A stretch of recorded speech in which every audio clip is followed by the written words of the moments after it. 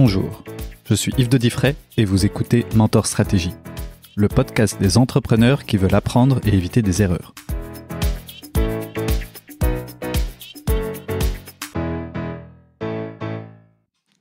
Bonjour Rodolphe de Hemtine et merci d'avoir accepté cette invitation. Avec plaisir. Donc, tu as été, après avoir été consultant chez Bain et chez Shell, tu as été assez rapidement, enfin il y a une quinzaine d'années, 14 ans, cofondateur de Third Bridge, qui avait un autre nom au début et qui s'appelle Third Bridge maintenant. C'est une société qui s'est rapidement développée, qui compte, tu me reprendras, mais si je me trompe, mais qui compte 1 millier d'employés environ, ou en tout cas dans l'équipe, qui a des bureaux en Angleterre, aux États-Unis, en Chine, en Inde, à Hong Kong, un peu partout en fait. Tout à fait. Et peut-être juste pour commencer, est-ce que tu peux nous dire 2 mots sur l'activité pour essayer de comprendre, parce que c'est un business un peu particulier et ça serait intéressant de bien comprendre. Tout à fait. Donc la façon dont on le décrit, c'est on est dans le business de ce qu'on appelle le Human Insights. Alors le Human Insights a quelque chose de très humain, c'est qu'en fait la majorité des points de vue sur des marchés, si un marché est en croissance ou pas, et pourquoi un marché est en croissance, est en fait dans la tête des gens. Et donc nous on s'est dit tiens, comment est-ce qu'on fait pour aider des sociétés ou des investisseurs à déterminer quel secteur dans lequel investir. Le mieux en fait c'est d'introduire ces investisseurs à des individus qui ont travaillé une grande partie de leur vie dans ces secteurs-là, qui vont pouvoir ensuite leur expliquer, ah oui, ça c'est un marché porteur, c'est un marché en croissance, voici les raisons pour lesquelles ce marché est en croissance, c'est un marché profitable, il y a 5 acteurs principaux, des 5 acteurs, il y en a 2 qui dominent, etc., etc. Et donc ça permet à des investisseurs de très rapidement décider, ah oui, ça semble être un investissement pour nous, ou non, justement, ça n'a pas l'air d'être très, très attrayant, ou ça ne rentre pas tout à fait dans notre cadre d'activité. Et alors, cette connexion au Human Insights, on le fait de plusieurs manières. La première manière, c'est en introduisant nos clients à des experts. Qui sont externes alors? Qui sont externes, tout à fait. Donc, on a des millions d'experts dans le monde entier. C'est d'ailleurs pour ça que cette activité est globale. C'est parce que quand vous cherchez à investir dans une société en Allemagne, par exemple, cette société allemande, elle va vendre ses produits en Angleterre, en Chine, en Russie, au Brésil. Et donc, si ça, ce sont les gros marchés, en fait, il faut donner accès à l'expertise russe et brésilienne, etc., à nos clients. Donc, la première façon, c'est l'introduction. La deuxième façon, c'est nous interviewons tous les mois entre 500 et 600 patrons d'entreprise ou anciens patrons d'entreprise ou gouverneurs de banque centrale ou anciens ministres des Finances. Et on a une discussion un peu similaire à celle que nos clients ont avec eux, sauf que c'est nous qui le faisons. Et on annonce à nos clients, vendredi prochain, on interview l'ancien directeur de banque centrale d'Italie. Si le sujet vous intéresse, écoutez la conversation. Et puis nous, on produit ensuite un transcrit de la discussion, et ce transcrit est mis à disposition de nos clients. Et ça fait 10 ans qu'on fait ça, donc on est assis sur une base de données de près de 30 000 transcrits qui sont utilisés souvent en amont d'une recherche. Tout simplement parce que lire un transcrit prend une demi-heure, 20 minutes, une demi-heure, alors que trouver la bonne personne et introduire la personne au client va prendre 1 voire 2 jours. Et comme tout le temps dans mon investissement, c'est la vitesse qui compte. Oui. Et donc ça, ce sont les deux aspects. Voilà, il y a un troisième aspect sur lequel je travaille maintenant, mais on va voir si dans la suite de la discussion, on aura l'occasion de l'aborder. D'accord. Et alors, peut-être pour commencer par le début de l'histoire de Third Bridge, comment est venue l'idée? Parce que c'est un business un peu bizarre. Tu étais déjà dans ce domaine-là ou tout d'un coup, tu t'es dit, en prenant un café, ça y est, je vais faire ça? Non, c'est très simple. Donc, quand j'étais consultant chez Bain, j'étais consultant essentiellement aux États-Unis, dans le bureau de Boston. Et je faisais beaucoup de missions de due diligence pour des fonds de private equity. Et j'utilisais ce genre de service. Donc, j'utilisais une société américaine qui faisait ça. Ok, donc tu connaissais. Je connaissais et je trouvais qu'ils faisaient un travail fabuleux aux États-Unis, Mais alors, dès que je leur demandais, j'ai besoin de parler à des experts en Allemagne, en Italie, en Espagne, mais c'était la catastrophe. C'était juste nul ce qu'ils proposaient. Et bon, au moment à ce moment-là, je pensais pas nécessairement créer une société. Et en fait, c'est 2 ans après où je suis tombé. J'étais manger une pizza avec aujourd'hui mon associé. Okay, et presque un café. Presque un café, exactement. Il y a eu café après la pizza. Mon associé qui est français, Emmanuel Tahar, qui est également un ancien de Bain, également un ancien de Wharton. Et on s'est retrouvés pour aller discuter un peu de la vie et ce qu'on voulait faire. Et en fait, ce jour-là, dans sa douche, est venue l'idée de dire pourquoi est-ce qu'on s'inspire pas de ce modèle américain et on l'implémente en Europe. Que lui connaissait aussi. Que lui connaissait aussi. Et donc, au moment où il l'a mentionné, je me suis dit, mais attends, c'est dingue, ça, c'est absolument ce qu'il faut faire. Et donc, très, très vite, on s'est dit, on va appeler quelques copains qui utilisent le concurrent américain. Et puis d'autres copains qui investissent et qui n'utilisent pas le provider américain. Et on s'est rendu compte qu'il y avait de la place pour certainement un deuxième acteur et qu'en fait le marché était assez grand pour permettre plusieurs acteurs. Et donc, comment est-ce que ça se passe concrètement ? Vous allez au registre du commerce, vous créez votre société ou vous... Alors, c'est là le gros avantage. Donc, on s'est rencontrés à Londres. Et à Londres, ça prend 10 minutes pour créer une société. Donc, on va à Companies House. Ça coûte 50 livres sterling. Et puis on a une société dans l'après-midi. Donc, c'est rapide. Oui, par rapport à la Belgique ou par rapport à la France, je pense que l'Angleterre a des années-lumière d'avance. Et donc, c'est ce qu'on a fait. Alors, ça nous a pris quelques mois à mettre la structure en place parce que, il faut envoyer des factures aux clients. Puis, on a des experts un peu dans le monde entier qu'il faut commencer à payer. Il faut les trouver. Il faut les trouver. Mais là, j'étais très, très bon.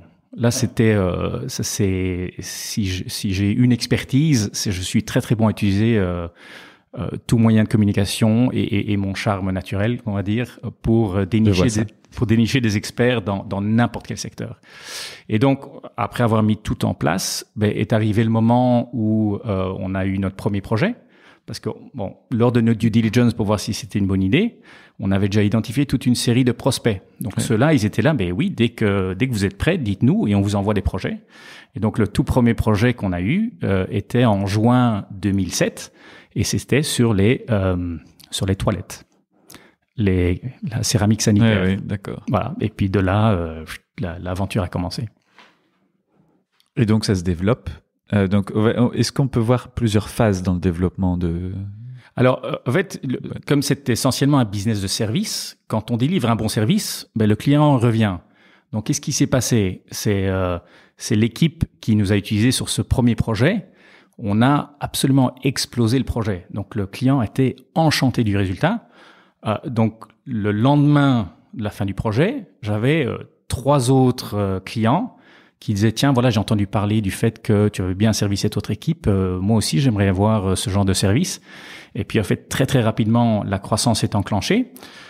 Donc, la phase 1 de croissance, c'était, on est basé à Londres. On commence à recruter des équipes parce qu'on a de plus en plus de projets qui arrivent. Et donc, on s'est dit, on va se concentrer sur le marché européen. Et ça, c'est ce qu'on a fait les 2 premières années. On s'est dit non, on fait que l'Europe. Et puis après 1 an et demi, 2 ans, on commence à avoir de plus en plus de clients qui eux étaient européens et parfois américains parce qu'ils étaient basés aux États-Unis mais investissaient en Europe. Mais s'ils sont américains, ils investissent en Europe. S'ils investissent également en Asie généralement.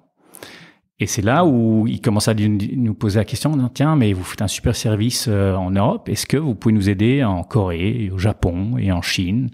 Puis au début, on dit non, pas possible, on fait pas. Et puis on a 5 requêtes, 10 requêtes, 15 requêtes, 20 requêtes du genre. Et puis avec mon associé, on s'est dit, écoute, finalement, l'Asie, ça peut pas être tellement plus compliqué que l'Europe. Les gens parlent plusieurs langues, il y a plusieurs cultures. Essayons. Donc, c'est là où on a commencé à ce moment-là la phase 2 qui était l'expansion internationale. Donc, on s'est logiquement, et d'ailleurs, c'est une erreur et on en parlera peut-être, la plus grosse erreur stratégique qu'on ait faite. On s'est d'abord focalisé sur l'Asie. où on s'est dit, qu'est-ce qui compte en Asie? C'est la Chine. Donc, immédiatement, on s'est focalisé uniquement sur la Chine. Donc, on a cru notre base de clients et le nombre de projets. Et alors, très rapidement, c'était des projets chinois où les clients chinois voulaient parler des experts en Europe et des clients européens et américains qui veulent parler à des experts en Chine. Donc ça, c'était la deuxième phase. Et puis la troisième phase, finalement, c'était... Donc la deuxième phase, du coup, la première phase, c'était 1 an et demi, 2 ans. Donc on est en 2009. Voilà. Ensuite, la deuxième phase, c'est jusqu'à... Alors, au fait, cette deuxième phase d'internationalisation, elle s'est passée... au fait, on a très rapidement enclenché Chine et puis États-Unis. Okay. Mais avec des approches assez différentes. C'est qu'initialement en Chine, c'était construisons des équipes qui vont identifier des experts, mais pas nécessairement des équipes commerciales. Alors qu'aux États-Unis, c'était l'inverse. On dit non, recrutons des équipes commerciales, mais ne mettons pas des équipes qui trouvent des experts. Pourquoi? C'est parce qu'on s'est dit, il y avait à l'époque 3 concurrents américains qui semblaient très forts, et donc on s'est dit, on va peut-être pas aller se concurrencer directement les gros acteurs du marché. Et c'est là, au fait, la plus grosse erreur stratégique qu'on ait faite. Ma recommandation pour tout entrepreneur, c'est non. Va pas te diversifier géographiquement. Regarde où est le plus gros marché. Dans notre cas, le plus gros marché est les États-Unis. Donc, ce qu'on aurait dû faire, c'est dès que le modèle marchait un tout petit peu en Europe, on aurait dû attaquer les États-Unis immédiatement. On l'a pas fait. Je pense que si on l'avait fait à l'époque, je pense qu'aujourd'hui, on serait 25 à 30% plus gros que ce qu'on est aujourd'hui. Oui, ça aurait été beaucoup plus vite, quoi. Je pense que ça aurait été beaucoup plus vite. Et alors, parce que tu disais, vous vous êtes installé et vous avez mis des équipes commerciales. Voilà, on a mis des équipes commerciales initialement pour vendre le fait qu'on était un provider d'accès aux Human Insights à l'extérieur des États-Unis. Donc, dès qu'un investisseur... Mais pas à l'intérieur. Mais pas à l'intérieur. Ok. Donc, c'était un style de positionnement. On s'est dit, nous, dès que vous investissez à l'international, venez travailler avec nous. Mais pas localement. Et puis, en fait, on s'est rapidement rendu compte... En fait, il y a un de nos concurrents qui a démarré en Europe et qui, eux, sont partis tout de suite aux États-Unis. Et c'était un concurrent qui a été démarré par 2 Allemands qui avaient déjà été entrepreneurs dans le passé. Et on s'est dit, mais pourquoi est-ce qu'ils font ça? Ils sont fous. Ils vont attaquer directement les gros. Et puis, au bout de 6 mois, on regarde, on suivait un peu leur trajectoire. On s'est dit, mais merde, ils font du super boulot. Peut-être que c'est nous qui sommes stupides d'attaquer l'Asie, alors qu'en fait, il faudra attaquer les États-Unis. Donc, très rapidement, on a changé à ce moment-là le pitch aux États-Unis. On dit finalement, on peut également vous aider sur les marchés américains. Et là, très rapidement, la machine s'est enclenchée de la même façon à ce qu'elle s'est enclenchée en Europe et puis en Asie. Et on va faire une petite digression. On viendra sur la 3e phase après. C'est peut-être déjà la 3e phase d'ailleurs. Pourquoi les États-Unis? C'est quoi? Qu'est-ce qu'il a de spécial, ce marché? Alors, donc avec l'expertise que j'ai maintenant, il y a finalement 2 marchés qui comptent dans le monde. C'est le marché américain et le marché chinois. Quand n'importe quel entrepreneur, une fois qu'il a un service ou un produit ou une application qui fonctionne, ma recommandation, c'est surtout si c'est un entrepreneur belge ou allemand ou français, il a tendance à d'abord se concentrer sur les marchés proches. Mais les marchés proches, finalement, c'est des petits marchés. Bon, la France, c'est 60 millions de personnes, l'Allemagne, c'est 80 millions. Ça paraît relativement gros, mais il y a une complexité à faire du business dans plusieurs pays, dans plusieurs langues, dans plusieurs cultures, inhérente à ça. Alors que les États-Unis, c'est une langue, c'est une géographie, c'est un système juridique, c'est un système comptable. Même chose pour la Chine. La Chine, c'est une langue, c'est un système juridique, c'est un seul bureau, et donc il y a moyen. Et c'est la Chine, c'est 1,5 milliard de personnes avec une classe moyenne qui explose. Mais les États-Unis également, c'est 300, 320, 330 millions de personnes avec une énorme classe moyenne, avec un pouvoir d'achat très très conséquent. Et donc c'est ce que je dis à tous les entrepreneurs que je rencontre, c'est avant de se dire voilà, je vais attaquer les Pays-Bas, puis je vais attaquer l'Allemagne, puis l'Italie, l'Espagne, etc. C'est se dire tiens, mais finalement, est-ce que je peux pas attaquer peut-être d'abord le Royaume-Uni, parce que finalement c'est la même langue, une culture pas tellement différente que celle aux États-Unis, et puis directement dans la foulée attaquer les États-Unis. Et alors le choix entre les États-Unis et la Chine, tout dépend du business model, parce qu'il y a quelque chose de très particulier en Chine, c'est que là il faut très bien suivre le cash, parce que le cash il rentre en Chine, mais sortir le cash de Chine est plus compliqué. Et donc, mais bon, ça ce sera peut-être un sujet pour une autre fois, parce que là on pourrait passer beaucoup de temps. Et politique aussi, non, en Chine? Alors en fait, chaque pays a son système politique. Il faut jouer avec. L'entrepreneur n'a pas d'avis. Est-ce que c'est la politique de gauche, la politique de droite? Ce que l'entrepreneur veut, c'est une politique stable. Et la Chine, c'est très stable. Et c'est un pays, même si certaines personnes vont le décrire comme un pays communiste, c'est très très très capitaliste. C'est beaucoup plus capitaliste que la Belgique ou la France. Donc d'un point de vue business, moi je trouve que c'est un pays fabuleux dans lequel faire du business. Bon, une fois de plus, il faut savoir, il faut jouer les règles du jeu et les respecter. Oui, c'est ça. Il faut comprendre les règles. De toute façon, c'est votre métier de comprendre les règles et comment ça fonctionne. Voilà, exactement. Et donc, du coup, la dernière phase dont on parlait, c'était justement cette expansion, notamment aux États-Unis, plus poussée. Voilà, exactement. Et en fait, il y a moyen de décrire phase 1, phase 2, phase 3 sur plusieurs angles. Oui. Donc là, c'était vraiment expansion géographique. Phase 1, c'était l'Europe. Phase 2, c'était l'Asie. Phase 3, c'est les États-Unis. Et en fait, dans cette troisième phase, on s'est à ce moment-là dit, voilà, en fait, on veut devenir un des 2 ou 3 acteurs mondiaux les plus importants. Parce que là, dès que tu permets à tes clients d'accéder de l'expertise dans le monde entier et que tu es considéré comme un des gros, tu as en quelque sorte presque garanti ton positionnement dans le marché. Et donc ça, c'était vraiment notre objectif, c'est croître le plus rapidement possible pour être en position à position 1, l'acteur américain est encore plus gros, mais c'était la guerre en quelque sorte pour essayer d'être le plus rapidement l'acteur numéro 2 ou 3 sur le marché. Je pense qu'aujourd'hui, on est entre le numéro 2 et le numéro 3. Est-ce que tu dirais que ça vous a aidé d'avoir cet objectif un petit peu guéguerre, un peu bannière, en se disant bon, on va y arriver, on va les embêter, on va innover, trouver de nouvelles idées pour les concurrencer. C'est très très bien d'avoir une baleine dans son marché qui est un peu lente et qui bouge pas beaucoup, qui n'innove pas nécessairement. Et je nous décrirais, nous et puis un autre acteur à l'origine européen, comme étant les 2 requins qui non seulement mangent des poissons, mais viennent mordre de temps en temps dans la grosse baleine qui vit toujours, et qui vivra toujours. Mais c'est agréable de pouvoir manger et du poisson et de la baleine. Je vois l'image. Et comment, du coup, vous êtes parti de 2 et l'équipe se structure. Je crois que vous êtes 3 cofondateurs au final, donc il y a eu un 3e joyeux luron qui s'est ajouté. Tout à fait. Et comment est-ce que vous avez structuré cette équipe? Comment est-ce qu'on passe en 15 ans de 3 à 1000? Alors, c'est beaucoup de travail. Oui, ça, j'en doute pas. C'est recruter beaucoup de monde. Oui.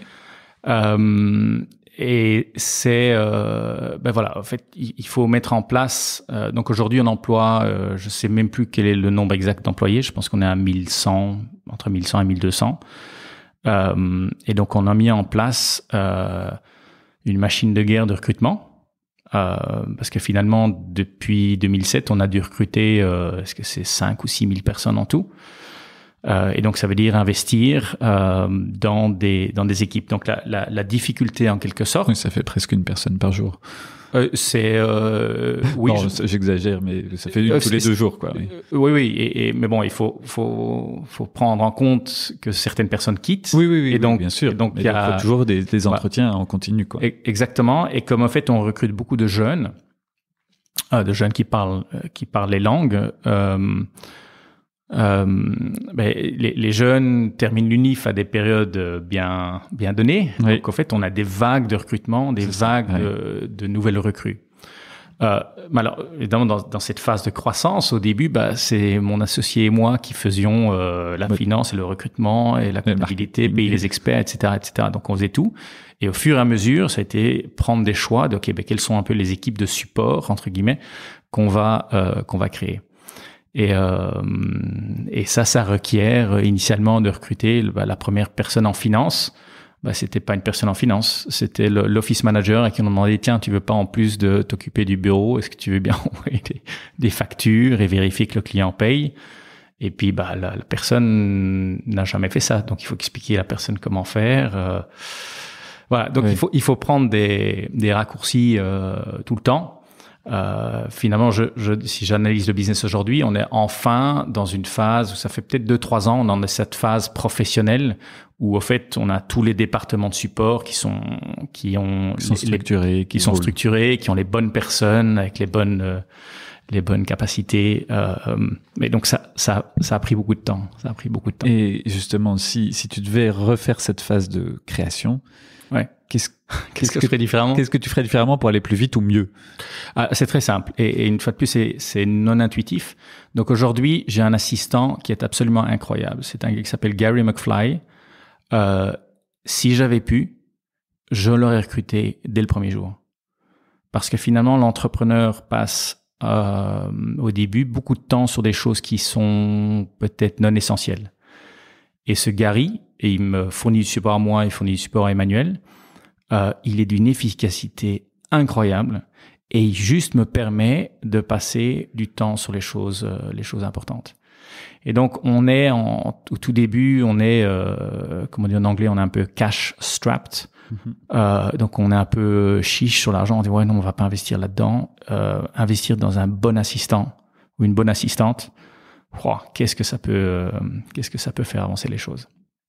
Donc, c'est toujours le trade-off entre est-ce que j'investis plus ou est-ce que j'investis moins. Voilà. Quand on doit demander à l'office manager de faire la finance, c'est qu'on n'est pas prêt à embaucher déjà un directeur financier. Voilà, exactement. Et puis, mais bon, après coup, ça a été une erreur parce que l'office manager, il envoyait des factures, mais il vérifiait pas si les factures étaient payées. Oui. Et donc, à un certain moment, on s'est dit, mais il y a plus beaucoup de cash sur le compte. Et puis, on a commencé à regarder le truc. On s'est dit, mais monsieur l'office manager, tu n'as pas appelé les clients? Moi, je m'avais dit de facturer. Oui. Et donc très vite. Oui. Voilà.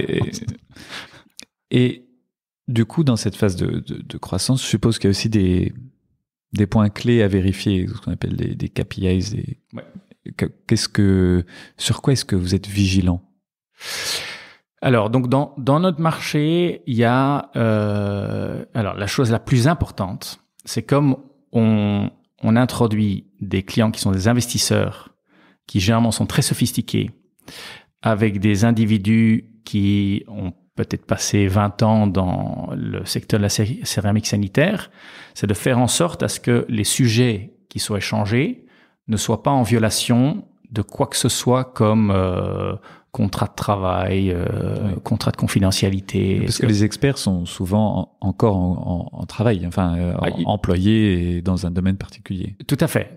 Donc, toute personne, toi également, tu pourrais être un expert. Alors, la règle d'or, c'est que si tu es employé par Carrefour, tu ne peux pas parler de Carrefour. Oui. Donc, tu peux pas parler de ton employeur. Mais si avant Carrefour, je dois le dire à mon employeur? Tu dois le dire à ton employeur, tu dois demander à ton employeur, tu dois en fait vérifier. Oui, d'avoir une activité complémentaire. Voilà, tu dois vérifier dans ton contrat de travail si tu es permis d'avoir une activité à titre complémentaire. Oui, donc, faire de la mettons, tu es employé de Carrefour et avant ça tu étais chez Suez. Oui. Tant que discuter de Suez ne te met pas en violation de tes accords avec Carrefour. Oui, oui. Et donc, nous, la façon dont on le regarde, on dit, c'est pas différent que donner des cours de tennis le dimanche, de consulter sur Suez, voilà. Ouais, Tant que la personne n'est pas en violation avec le contrat qu'elle avait initialement avec Suez. Oui, donc, c'est ça, avec des clauses de confidentialité éventuelles, si c'était un emploi très stratégique. Ou... Exactement. Donc ça, c'est pour nous le plus important, que les gens respectent les règles. Et en fait, la raison principale, c'est pas nécessairement que nos clients veulent au fait agir sur de l'information privilégiée. Le problème, c'est que si jamais un expert donnait de l'information privilégiée, tout d'un coup, ça bloquerait le client de pouvoir faire l'investissement qu'il voudrait. Oui, c'est un délit d'initié, en fait. Oui, mais donc tout d'un coup, ils demandaient pas cette information. Cette information leur a été donnée par l'expert. Et là, tout d'un coup, ils sont là, merde, mais qu'est-ce que je fais? Moi, je voulais pas. C'est pas la question que je t'avais posée. Et tu me donnes cette réponse. Et donc maintenant, je ne suis pas en mesure oui. Je suis bloqué. Ça vous est arrivé? Ça nous est arrivé. Alors souvent, c'est une question de nuance. Donc, ce qui nous est arrivé, c'est qu'il y a des départements de compliance de nos clients qui nous ont appelés en disant, tiens, voilà, l'expert a donné telle information. Est-ce que vous pouvez vérifier avec l'expert d'où vient son information? Et en fait, parfois, c'est c'est oui-dire ou c'est sur un site web. Et donc, en fait, c'est public, entre guillemets, et c'est exactement, pas... Ouais. Exactement. Et donc, cette vérification est arrivée plusieurs fois où les clients nous ont demandé, tiens, vous pouvez bien vérifier parce que ce qu'il nous a dit est potentiellement problématique. Donc, vous avez un service juridique assez Donc, on a un musclé. service juridique compliance. On a, au fur et à mesure du temps, on l'a rendu de plus en plus robuste. On a des outils informatiques qui permettent justement d'éviter que nos chercheurs présentent les mauvais experts ou les experts avec les backgrounds non pertinents à nos clients. Donc, c'est tout un arsenal derrière qu'on a construit au fur et à mesure. Tu viens de parler d'arsenal et tout à l'heure de machine de guerre de recrutement. Justement, cette machine de guerre, quels sont les points clés de cette... Enfin, comment est-ce qu'on fait, surtout au début, quand on est un peu seul, pour bien recruter? Alors, recruter, on a fait des erreurs et des erreurs et des erreurs. C'est ultra compliqué. Et il faut juste accepter qu'on va faire des erreurs. Et l'important, c'est qu'une fois qu'on sait qu'on a fait une erreur, c'est de rapidement corriger l'erreur. Et ça, souvent, c'est le problème je trouve, de beaucoup d'entrepreneurs. C'est ils ne prennent pas nécessairement action suffisamment rapidement que pour enlever des éléments qui sont perturbateurs. Donc, j'ai malheureusement pour l'audience, j'ai pas de sauce secrète sur comment aider au recrutement. La chose sur laquelle moi je vérifie de plus en plus, c'est culturellement, est-ce que je vois cet individu se développer au sein de la société. L'autre aspect que je regarde beaucoup, c'est je pourrais dans un job recruter quelqu'un qui est juste parfaite, mais en fait qui dans le job ne va pas nécessairement se développer. Si c'est le cas de figure, je vais essayer de pas prendre une personne de ce profil-là. Je préfère prendre du talent qui dans un job va pouvoir se développer, parce que ça c'est finalement un des objectifs clés de ThirdBridge, c'est de recruter. On recrute du talent et on développe ce talent. Ok. Oui, j'avais entendu à un moment, s'il y a un doute, il n'y a pas de doute. Quand on parle de garder ou pas quelqu'un dans son équipe. C'est un peu trop méchant ou c'est un peu vrai? En fait, dans un premier temps, quand l'entrepreneur est seul, si l'entrepreneur a un doute, je suis d'accord avec ce que tu dis. Mais une fois qu'une société a une certaine taille, il y a plusieurs avis. Oui. Et donc là, c'est une question de perception, de perspective. Alors, il y a certains sujets sur lesquels ça, c'est off-bound et ça, c'est radical. Et donc, on a eu des problèmes de la sorte. On a recruté des mauvaises personnes. Et là, il y en a certaines où on les a terminés en quelque sorte. C'est plutôt de l'anglais, c'est pas du français, mais vous voyez ce que je veux dire. On les a terminés immédiatement. Mais c'est pas facile. Je trouve que c'est vraiment difficile d'obtenir un consensus. On a toujours un peu on s'est dit allez, on va donner encore 1 mois, 2 mois à cette personne. Et en fait, souvent, c'est 1 ou 2 mois, enfin, perdu en quelque sorte parce qu'on aurait dû prendre la décision. Est-ce que justement cet aspect-là, c'est pas un petit peu parce que les entrepreneurs ont un peu ce côté, je vais pas dire paternaliste, mais d'avoir un peu une vision, une mission, une envie, en tout cas, d'apporter quelque chose au monde et aux gens, y compris en interne, et que du coup, c'est un peu se dire qu'on a échoué soi-même, non? Peut-être. C'est 2 questions en une. Voilà. Moi, la façon dont je le perçois, c'est qu'en fait, un entrepreneur, surtout au début, on est tellement occupé qu'on se dit j'ai recruté quelqu'un top. Et donc, hop, la personne est mise en place. Et comme ça, l'entrepreneur, OK, maintenant, je ne dois plus m'occuper de ces problèmes-là. Je vais m'occuper des autres problèmes. Oui. Et donc, il se met un tout petit peu, la tête dans le sable. Oui, parce que sinon, ça fait sinon, tout d'un coup, il se dit, merde, je dois à nouveau me focaliser sur... Donc, il le fait un peu... l'important, c'est que l'entrepreneur se regarde dans le miroir et vraiment se dise, OK, est-ce que je suis en train de me voiler la face en gardant cette personne ou non, je donne cette personne, tu donnes encore 1 mois ou 2 mois, mais avec des objectifs très clairs. Et si je vois qu'il n'y arrive pas, je coupe le cordon. Et justement, l'autre aspect de la question, est-ce que tu penses qu'un entrepreneur est quelqu'un qui justement le fait aussi parce qu'il a des valeurs? Alors, ça dépendra forcément des personnes. Un peu des personnes, ça dépendra des juridictions. T'as certains pays où c'est plus compliqué de virer les gens. Je peux te dire que dans un monde anglo-saxon, il y a très peu cette mentalité. Cette mentalité, c'est tu délivres pas, t'es dehors. Non, mais je parlais plus dans la volonté d'entreprendre, sans parler spécifiquement de garder ou pas quelqu'un dans son équipe. Est-ce que cette volonté d'entreprendre, tu vois dans les différents cas que tu analyses ou même dans ton cas personnel, que c'est pas, enfin voilà, qu'il y a une volonté de créer quelque chose qui nous dépasse. Donc en fait c'est assez amusant. C'est en fait là on pourrait également parler de phase. Dans la première phase, on est là, tête dans le guidon. On se dit OK, on va s'inspirer du modèle. On va essayer de démarrer la société. Et là, on est juste focalisé sur croître, faire en sorte à ce qu'il y ait du cash qui rentre, qu'il y ait plus de clients, qu'on recrute et que la machine tourne. Et puis, plus on progresse, plus on se dit, mais quel est en fait l'objectif de tout ça? Parce que la finalité, c'est pas faire plus d'argent. C'est bien, mais c'est pas très inspirant. Et donc là, je pense, en tout cas pour nous, c'est finalement au bout de 5 ans, enfin, une fois qu'on avait une certaine taille, on a commencé à se poser la question, mais quel est finalement l'objectif de la société? Parce qu'il y a moyen de regarder la société avec un angle un peu ironique ou sarcastique en disant, mais Rodolphe, toi, tu aides des riches et tu les rends encore plus riches. C'est pas terrible, ça. Et je m'imaginais déjà mon fils de 16 ans me dire, t'es un salopard, papa.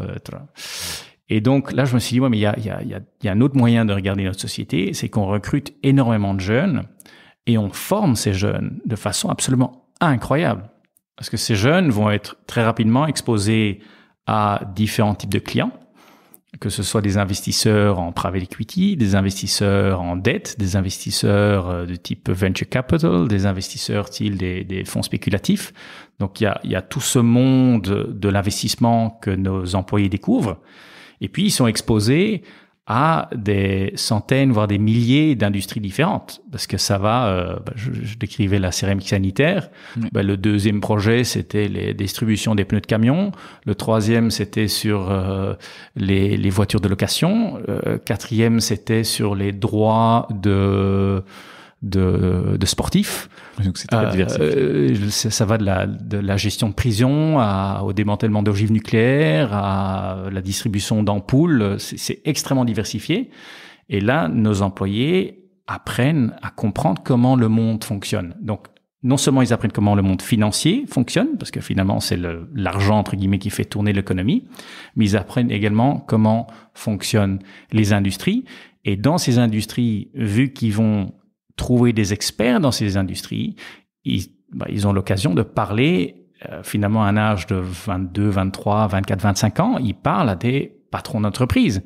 Et donc ça leur permet d'avoir de très rapidement découvrir ces centaines ou voire ces milliers d'industries différentes. Donc, la façon dont moi je vois notre activité, c'est qu'en fait, on recrute un nombre important de gens dans le monde entier et on les forme. Et quand je parle à des anciens employés et je leur demande alors, qu'est-ce que tu en as retiré finalement de tes 2 ans ou 3 ans ou 4 ans à ThirdBridge, systématiquement, ils reviennent vers moi en disant mais c'est incroyable ce que j'ai appris en termes de contenu, mais également en termes de skills. Donc, cette capacité de prendre le téléphone et de parler à n'importe qui et de demander des références. D'oser trouver un expert. De convaincre, d'être resourceful, comme on dit en anglais. Mais ça, ce sont des qualités dont toute personne a besoin dans son emploi ou dans sa fonction professionnelle. Et donc, ça, c'est la façon, pour relier à ta question sur tiens, mais est-ce qu'il y a autre chose que l'entrepreneur veut faire, ce côté paternaliste. Je sais pas si c'est le mot paternaliste est le bon, mais en tout cas, c'est essayer de trouver un angle à son business qui a vraiment du sens. Et pour moi, former, c'est vraiment quelque chose qui a énormément de sens. Oui, en fait, c'est un peu la pyramide de Maslow, mais de l'entreprise. On commence par les besoins primaires et puis ensuite, on peut avoir d'autres objectifs. Voilà, exactement. Et du coup, dans ce cadre-là, justement, on voyait un peu les différences, ça forme les équipes et autres. Pour quelqu'un qui se lancerait, qui essaierait de comprendre un peu le monde autour de lui, est-ce que tu dirais, il y a une partie qui doit être confidentielle à mon avis, mais est-ce que tu dirais qu'il y a des segments de clients qui sont plus actifs que d'autres, ou des domaines, Alors, aujourd'hui, il y a une quantité de cash juste phénoménale sur les marchés. Avec les taux d'intérêt ultra bas qu'il y a aujourd'hui, ça n'a aucun sens de garder son argent sur son compte épargne. Donc il y a juste énormément d'argent qui est en train d'être levé et qui est en train d'être levé par tout type de fonds. Donc je dirais qu'il y a des activités que ce soit ce qu'on appelle du early stage, donc du venture capitalist, que ce soit du growth, que ce soit du private equity, donc tous ces investissements en assets privés, ça boom. De façon similaire, les marchés publics, ça boom. On voit les différents marchés boursiers sont en hausse, atteignent des records mois après mois. Donc énormément d'activités. En fait, le seul secteur où nous on voit moins d'activités, c'est le secteur de la dette, et en particulier de la dette en détresse, qui en 2012 était très active, qui en 2008 était très active et qui pour l'instant n'est pas encore active. Pourquoi? Parce que aujourd'hui, il y a eu les furloughs ou les supports des gouvernements à l'impact du Covid, mais les taux d'intérêt ultra bas ont également fait en sorte à ce que beaucoup de sociétés n'aient pas encore rencontré énormément de problèmes financiers. Mais le jour où les taux d'intérêt vont augmenter, c'est quelque chose qui va peut-être changer. Mais aujourd'hui, ça c'est un secteur qui est un peu moins porteur. Alors pour revenir au monde du private equity, donc aujourd'hui c'est ultra busy, et c'est un peu une conséquence de ce qui s'est passé l'année dernière, où quand le Covid a eu un impact initial au mois de mars, en fait il y a beaucoup de fonds, donc en avril, mai et juin, qui ont arrêté de faire des investissements, qui se sont focalisés sur leur boîte en portefeuille. Mais 3 mois sans investissement pour des fonds en private equity, c'est beaucoup de temps.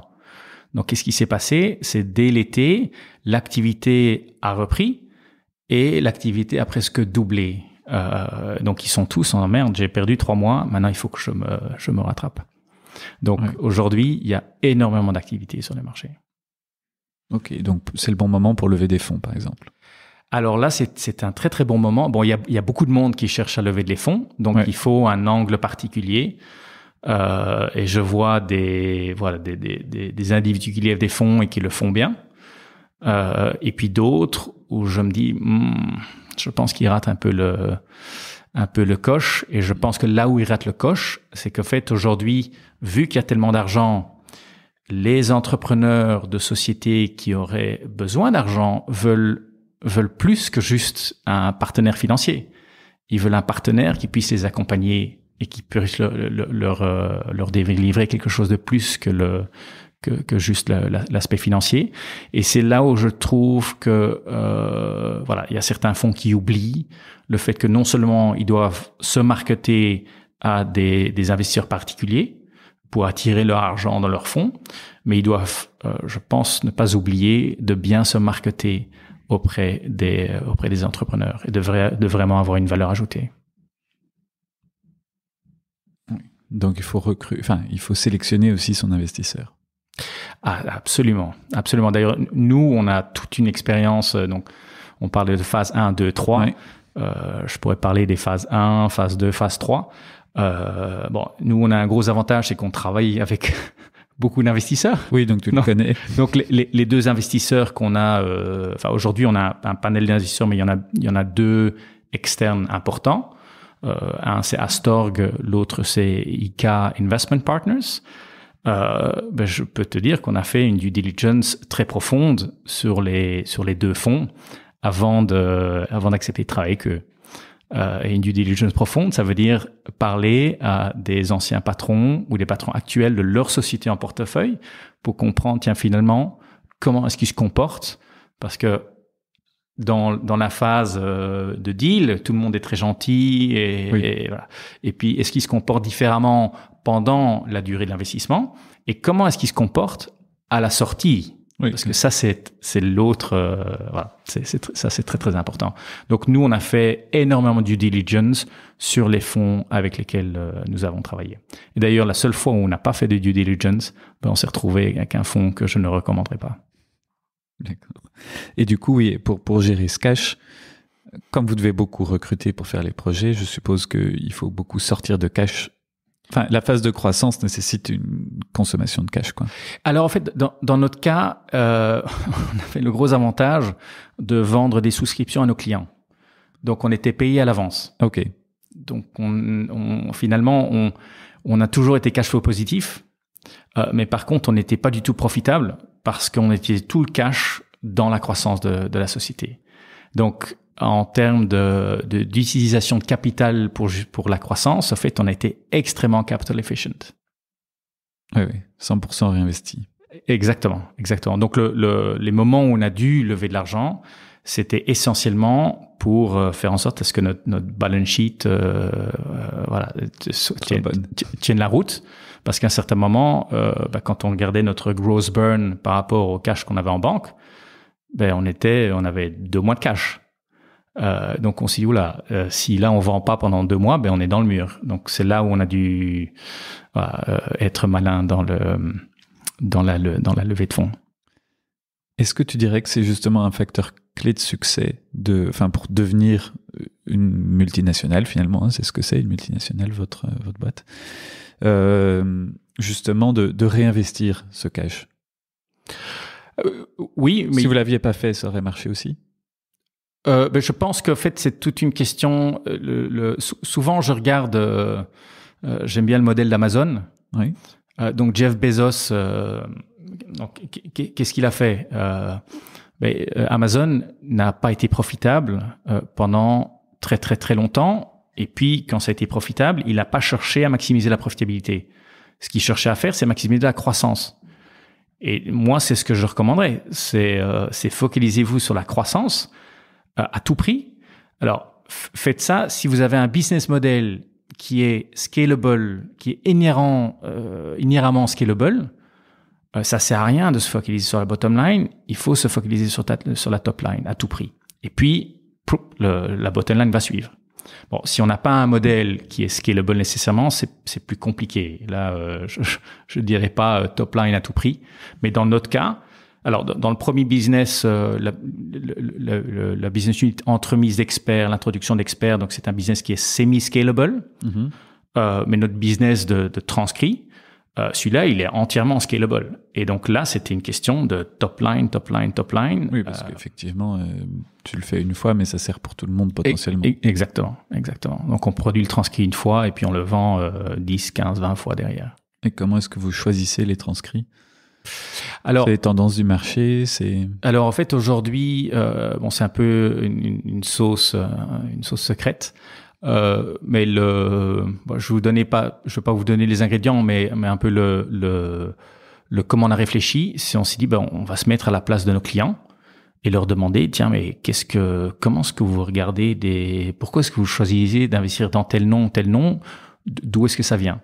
Et en fait, quand on reverse engineer ce que font les clients, c'est là qu'on est en mesure, à ce moment-là, de développer, de trouver. Donc, pour moi, une des raisons de notre succès et le troisième produit sur lequel je travaille, qui va être absolument fabuleux, c'est entièrement développé avec des clients.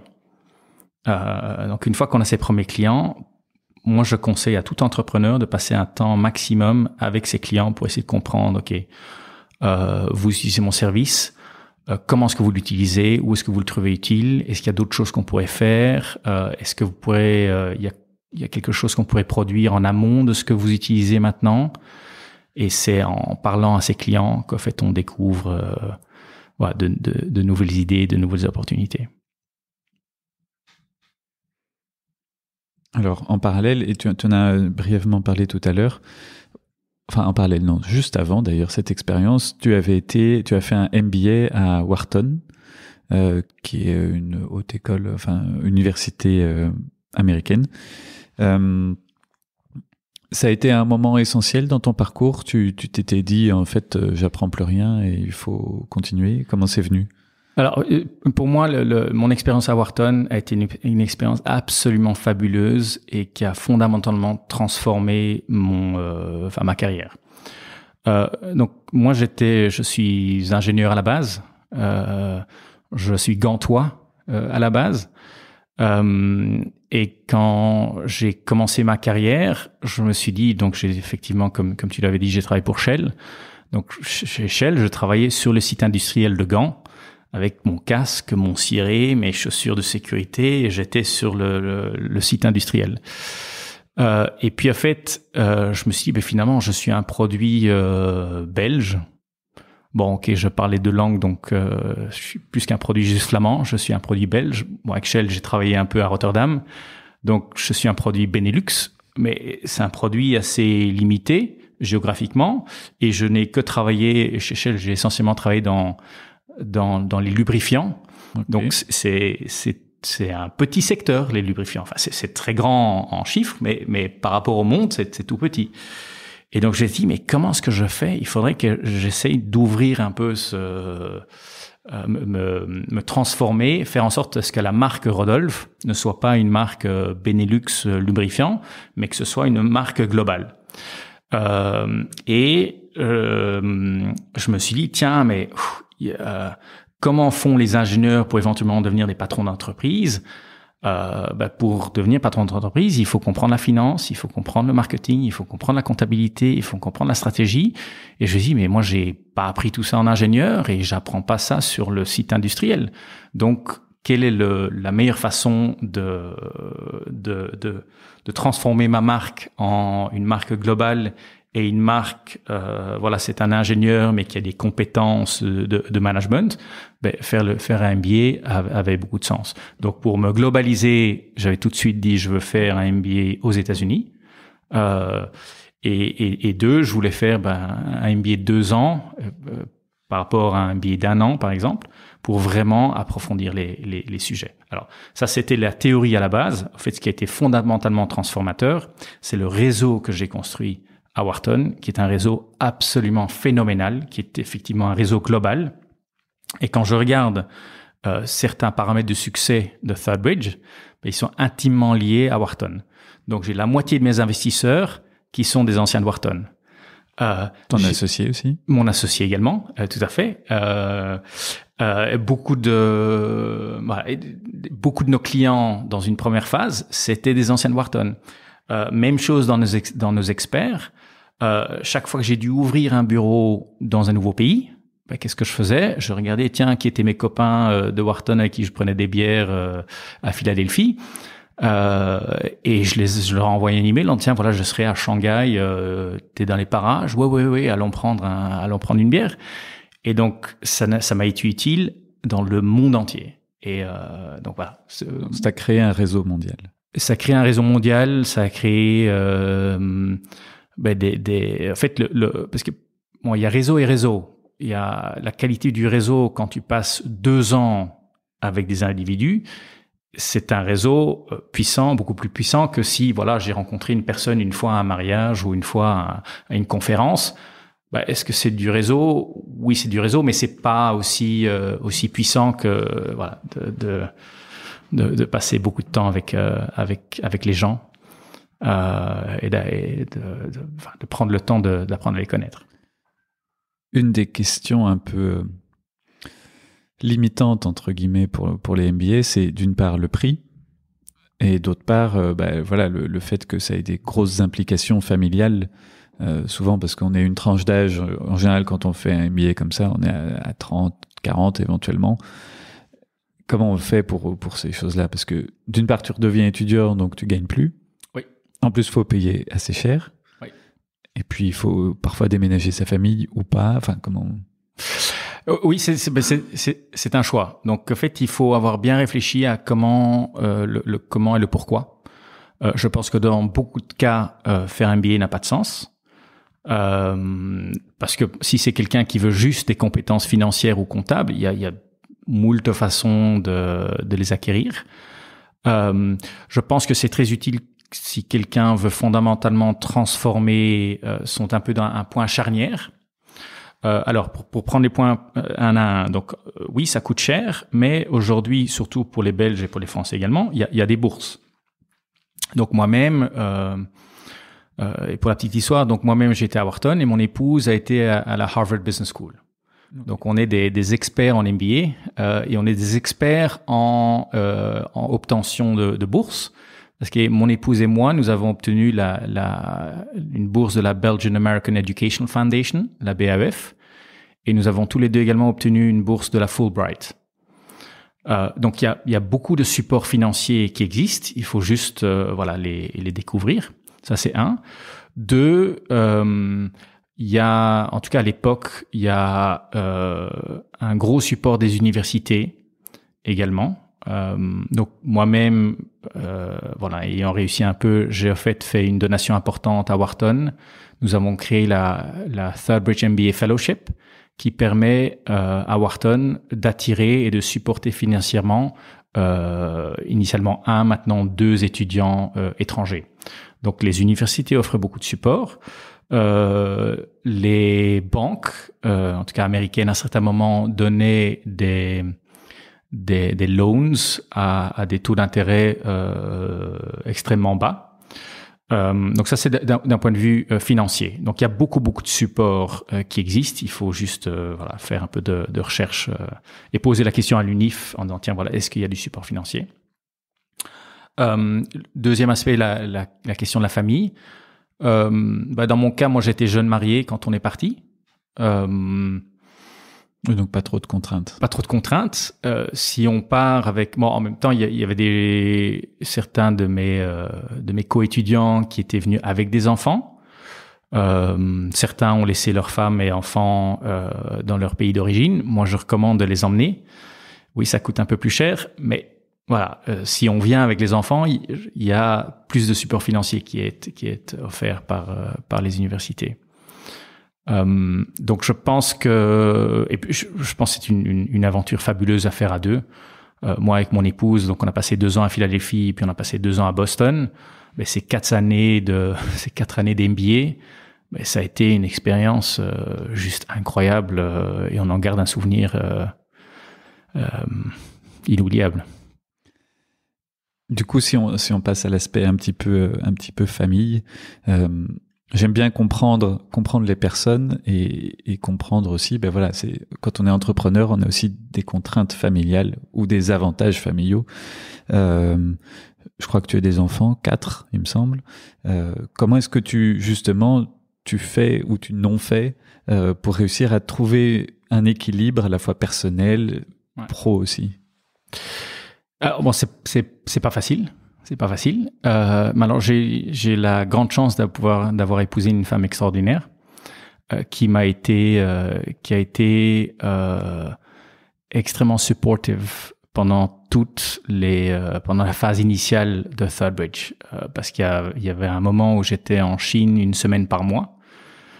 Et alors, je vous épargne les jet lags dans les deux sens. Ouais. Donc, c'était extrêmement éprouvant.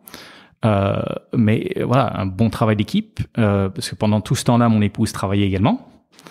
Donc, on était 2 à travailler. Donc, on s'est dit, OK, il faut juste mettre en place une logistique qui permet de gérer effectivement, et tu l'as bien dit, 4 enfants, parfois dans de nombreuses écoles différentes. Donc, compliqué. Donc, il faut en fait faire la part des choses, voir qu'est-ce qui est logistique, qui finalement est de peu de valeur ajoutée, et quelles sont les choses sur lesquelles être présent est important.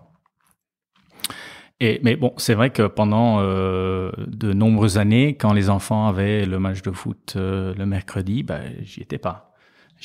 C'est finalement que les 2-3 dernières années où là j'ai fait justement un peu un choix. On dit, OK, maintenant j'ai tellement donné que maintenant je veux en fait prioriser. Maintenant j'ai un peu plus de contrôle de mon propre temps. Je vais utiliser ce temps pour justement aller voir le tournoi de hockey ou le match de rugby et autres. Être un peu plus présent. Voilà. Et à titre plus personnel, du coup, est-ce que toi, tu as mis en place de bonnes habitudes qui t'aident? Je sais pas, tous les mercredis, tu vas courir, ou tous les matins, tu lis un livre, ou... Écoute, j'ai eu cette discussion avec mon assistant Gary McFly, où j'ai dit, voilà, maintenant, je veux reprendre un peu le tennis, je veux reprendre, j'aime beaucoup aller courir dans la forêt de Soigne, aller faire du vélo. Donc maintenant, tous les matins, il y a un bloc dans mon agenda. Je vais déposer ma fille à l'école. Donc là, il y a un bloc au moment où je vais déposer ma fille à l'école. Et c'est juste, c'est vraiment se donner du temps. Et si jamais c'est mon épouse qui va la déposer, ça me donne 1 heure finalement où j'ai de la flexibilité. Parce que ça, c'est l'autre truc qui est important. C'est finalement, si dans sa journée, on passe de réunion à réunion, quand est-ce que finalement on a le temps d'un peu souffler et d'un peu réfléchir. Et donc ça, c'est une habitude en tout cas que pendant de nombreuses années j'étais dans ce cas de figure, où c'était juste réunion après réunion après réunion. À la fin de la journée, j'étais crevé et j'ai l'impression de pas vraiment. J'étais nez dans le guidon ou tête dans la boue. Et j'en sortais pas, et donc finalement j'avais pas un bon sens de ce que j'allais dans la bonne direction. Alors qu'aujourd'hui, je suis beaucoup plus sélectif sur où je passe du temps, et beaucoup plus sélectif sur maintenant je vais juste prendre le temps de réfléchir à est-ce que finalement ce qu'on fait maintenant a du sens. Alors l'autre chose que je fais systématiquement avec mes équipes, c'est on fait des rétrospectives. Donc, qu'est-ce qu'on va faire? C'est en début de mois, on va faire le planning de ce qu'on va faire pendant le mois. Et puis, à la moitié du mois et à la fin du mois, ce qu'on va faire, c'est on va dire, tiens, voilà, avec ce qu'on sait maintenant, qu'est-ce qu'on ferait différemment? Oui. Et donc, ça te permet, quand on fait ça de façon systématique, donc dans un premier temps, on le faisait toutes les semaines, et puis ensuite, toutes les semaines, c'est un peu trop, mais ça permet de vraiment enclencher ces dynamiques d'apprentissage et d'amélioration permanente.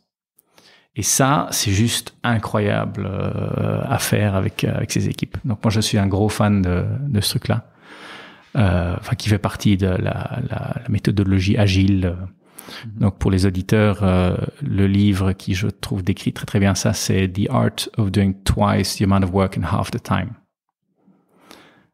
Donc l'art de faire 2 fois plus de choses en moitié moins de temps. Voilà, en moitié moins de temps. Donc ce livre-là, je trouve, est très utile. Bon, je le mettrai dans le commentaire. Voilà. Ça, on trouvera plus facilement. Et justement, est-ce qu'il y a d'autres livres, est-ce que tu as eu, par exemple, aussi un mentor dans ta vie ou des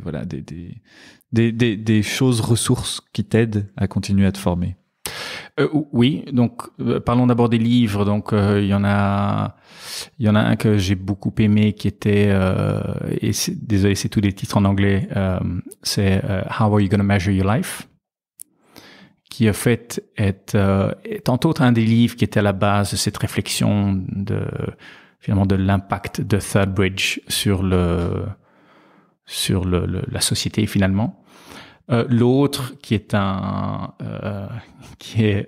Getting More, donc obtenir plus, qui est le livre de mon prof de négociation de Wharton et qui est un livre dont les préceptes j'utilise, je vais pas dire quotidiennement, mais presque. Et donc tu peux nous en vulgariser 2-3? Oui, c'est finalement comment, par exemple, il y a tout un chapitre sur comment négocier avec ses enfants. Donc, si ton enfant veut pas se brosser les dents, tu peux essayer de le forcer, mais il va dire non, je me brosse pas les dents. Okay. Donc, le mieux, c'est de dire, ok, finalement, si on allait ensemble au magasin et tu vas choisir ton dentifrice et tu vas choisir ta brosse à dents. Donc, tout d'un coup, c'est eux qui participent au processus c'est pas papa qui dit tu dois te brosser les dents, c'est non, c'est moi qui choisis ma brosse à dents et mon dentifrice. Donc ça, c'est un petit exemple de négociation. L'autre, et c'est ce que j'aime beaucoup avec ce livre, c'est parfois il y a des livres de négociation où c'est un peu une sauce secrète qu'on va pas dévoiler à la partie adverse. Là, la règle du livre, c'est non, tu vas entamer une négociation avec une autre partie, tu vas donner une copie du livre à l'autre partie. Pour que, en fait, parce qu'une grosse partie de la négociation, c'est comprendre l'autre partie. Oui. C'est comprendre ce qu'ils veulent. Alors souvent, parfois les gens disent oui, mais la négociation, c'est il y a un gâteau au milieu et puis c'est qui a la plus grosse part. Alors qu'en fait, souvent, c'est une question le gâteau sur la table, il n'est pas défini. Parfois, il y a moyen de dire, mais tiens, finalement, on pourrait collaborer aussi sur ça et sur ça et sur ça, et on rend le gâteau finalement beaucoup plus gros. Et donc c'est un ensemble de. Oui, où l'autre ne veut finalement que le glaçage et donc. Exactement, et on garde ou que la cerise et on garde le gâteau. Donc voilà, il y a plein d'enseignements, il y a plein d'exemples justement dans ce livre que je trouve très très pertinent. Et la question sur le mentor, alors donc moi j'ai un coach et qui m'a été très utile, surtout dans les phases où les choses ont été plus compliquées, parce que voilà, quand on grandit, on se dit voilà, on va recruter des gens avec de l'expérience qui viennent avec un bagage différent, qui peut être positif ou qui peut être négatif, parce qu'ils viennent avec le réflexe plus politique des sociétés dans lesquelles ils étaient actifs précédemment. Ou d'une autre culture d'entreprise, en tout cas. Voilà. Et il y a eu quelques moments où ça a été très, très difficile pour moi avec certaines de ces personnes. Et j'ai pris un coach pour essayer de m'aider à comprendre, OK, mais qu'est-ce qui se passe? Qu'est-ce que je dois faire différemment pour résoudre le problème. Donc, coach, oui. Mentor, je lis pas mal, mais je vais pas. Alors oui, j'ai eu des discussions avec des CEO, mais en même temps,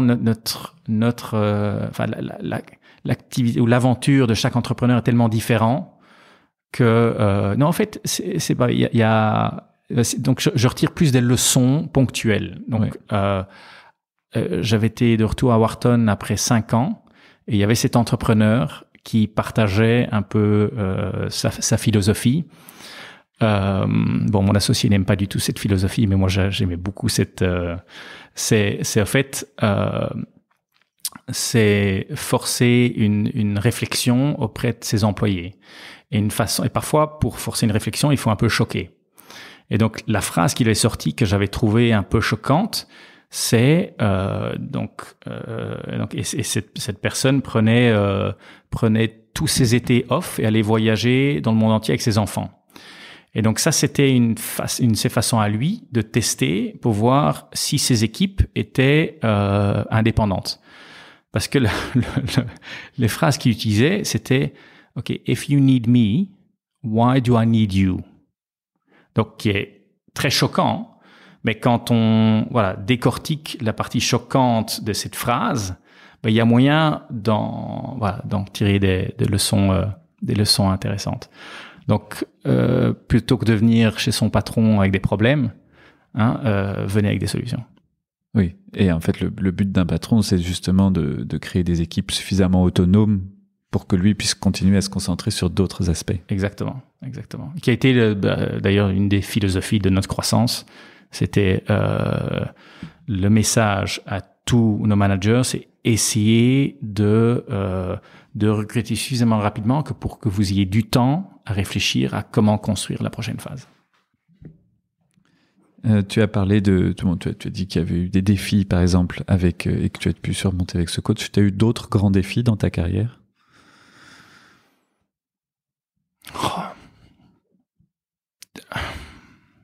Est-ce que c'est des grands défis ou est-ce que c'est... Donc, quand j'étais chez Bain, j'ai adoré mon expérience chez Bain, mais je pense que j'étais pas un très bon consultant. Je pense qu'en fait, au fond de moi, je suis un ingénieur, je suis quelqu'un qui aime construire les choses, qui aime prendre des décisions. Donc, j'aurais pu continuer à travailler chez Bain, mais en fait, apprendre à se connaître soi-même, ses forces, ses faiblesses, savoir vers où on veut aller. Finalement, est-ce que ça a été un énorme challenge pour moi? Non, pas nécessairement, mais se forcer à avoir cette réflexion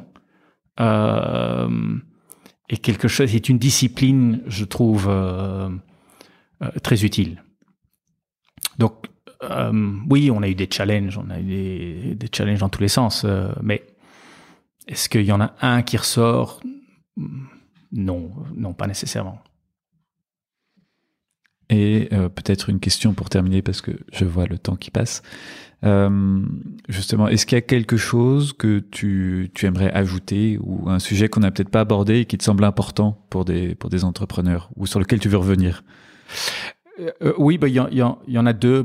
Je pense que j'ai pas mal élaboré sur le fait de choisir un marché, un grand marché, et de pas avoir peur des concurrents, et juste d'attaquer très rapidement là où ça se passe. Donc ça, c'est un. Deux, c'est tout entrepreneur va passer par des hauts et des bas, et parfois les hauts sont très hauts et les bas sont très bas. Mais le message que je dirais, c'est essayer d'en profiter, aussi bien des hauts que des bas, parce qu'en fait, une fois que la société va avoir une certaine taille, en fait, les hauts seront moins hauts et les bas seront moins bas, et donc on est presque nostalgique par rapport à cette phase initiale. Et c'est un autre entrepreneur qui m'avait sorti ça, et à l'époque, j'ai dit, mais il est complètement fou. Et puis en fait, maintenant, je dis non, en fait, il a tout à fait raison. Donc, pour les entrepreneurs qui nous écoutent, si vous êtes dans une phase un peu basse, vous êtes un peu démotivé, quelque part, focalisez-vous sur non, mais ce que je vis, c'est absolument unique. Les bas sont là pour me challenger. C'est pour voir si je suis vraiment à la mesure. Donc ça, ce serait peut-être le message que j'aurais pour les amis entrepreneurs. Eh bien, merci. Du coup, on va s'arrêter sur ce bon message. Si les hauts sont hauts, profitez-en, mais si les bas sont bas aussi. Exactement. Bon, merci beaucoup, Rodolphe. Merci, Yves. Pour soutenir l'initiative et pour continuer à entendre plus d'interviews, s'il vous plaît, partagez ce podcast et mettez-lui 5 étoiles. Cela me permet de continuer à enregistrer et diffuser cette sagesse collective. Merci d'être toujours plus nombreux à vous abonner et à bientôt sur Mentor Stratégie.